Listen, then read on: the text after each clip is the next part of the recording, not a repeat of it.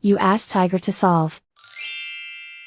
This deals with linear equations with one unknown. The final result is x equals 48. Let's solve it step by step. Group all x terms on the left side of the equation. Subtract 42x from both sides. Group like terms. Simplify the arithmetic. Group like terms. Simplify the arithmetic. Group all constants on the right side of the equation. Subtract 1900 from both sides.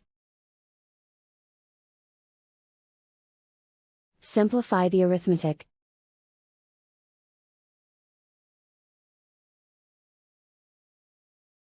Isolate the x. Divide both sides by -11. Cancel out the negatives. Simplify the fraction. Cancel out the negatives. Find the greatest common factor of the numerator and denominator.